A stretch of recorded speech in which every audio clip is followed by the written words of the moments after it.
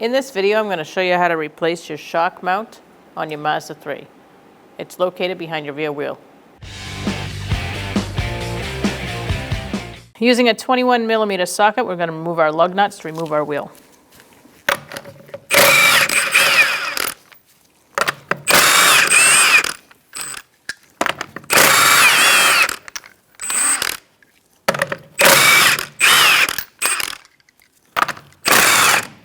Make sure you have a good hand on the top there, so the wheel doesn't fall off on you.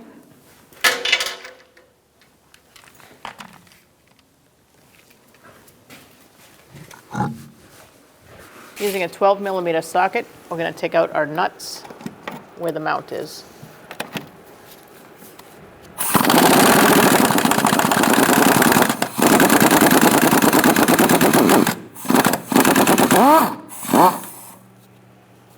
Our mount is broken, so this should not have moved yet. We're going to take out this nut now.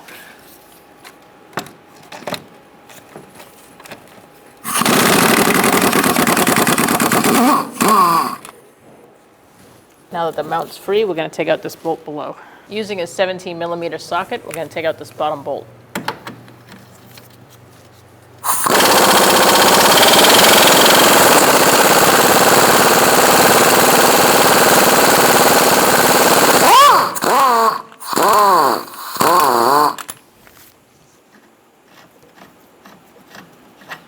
Now that your nuts are off and your bolt is disconnected, you're going to push down on your mount, pull the strut away. Your mount should not be two pieces unless it's broken. You might need a pry bar underneath to remove it from the bottom.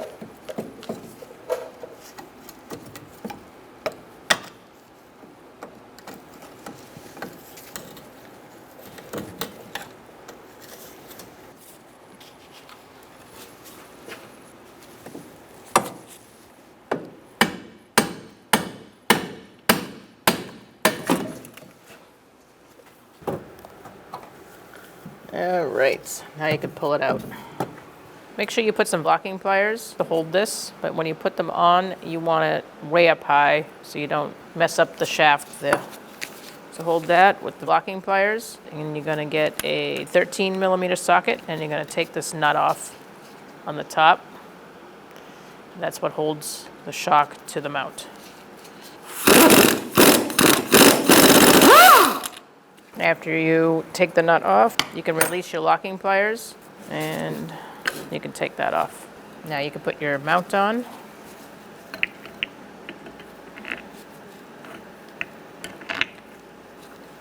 And your nut.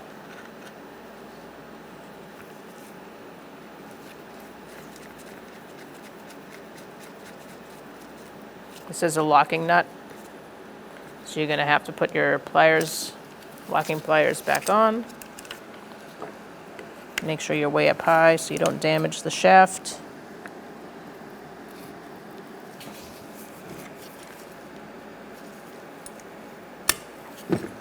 I'll lock that on. When putting on your locking pliers, make sure there's enough room for the stud to come through the mount, and you can tighten your nut down. When removing your locking pliers, just do it gently so that you don't mock up the shaft. You're going to tighten this down till it bottoms out and then go a little bit more.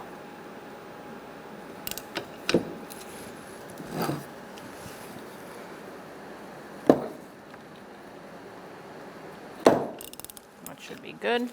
I'm going to clean my surface so it's easier to install. If you have rust, I recommend doing this.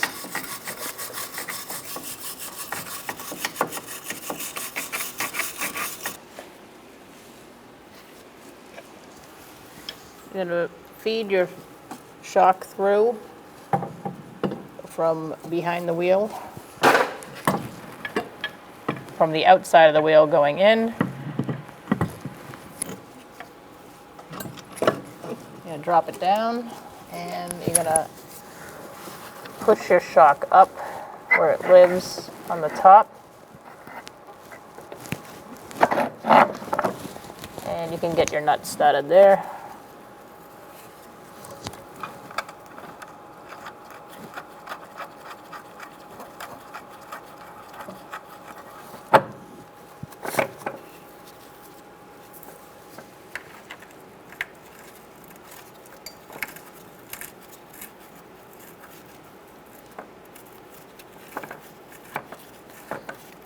Once those are started, I'm gonna line up my bottom part.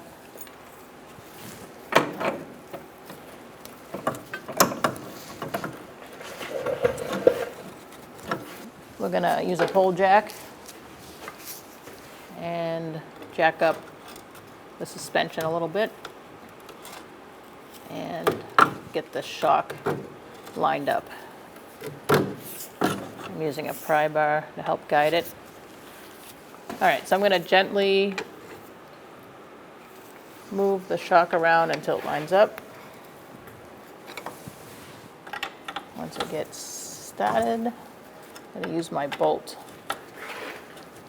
and push it through like that.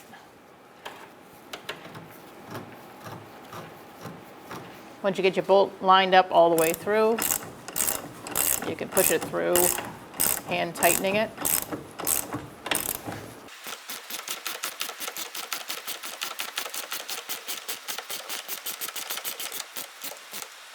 Once that's snug, we're going to torque it to 60 foot-pounds.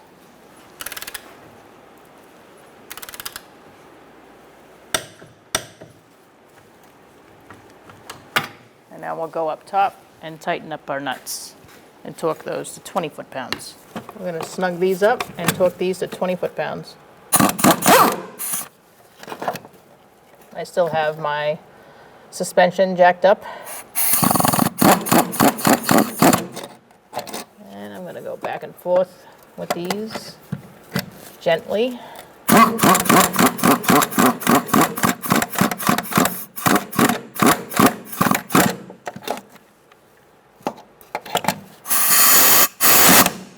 Once the mount is flush to the wheel well, we are going to torque it to 20 foot-pounds each. Torquing this to 20 foot-pounds.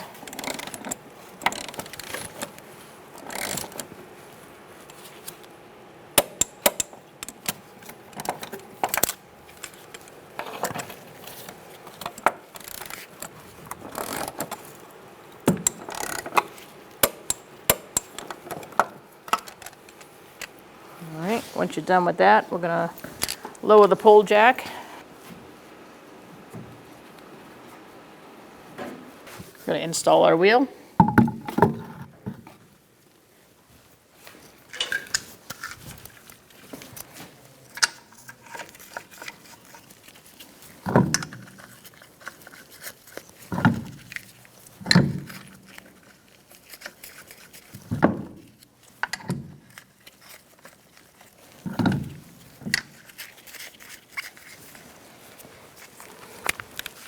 I like to walk my wheel on, starting with the bottom lug nut.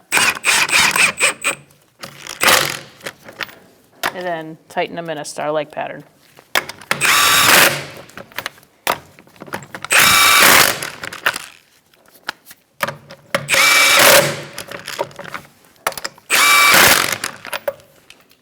We're going to torque our wheel to 85 foot-pounds in a star-like pattern.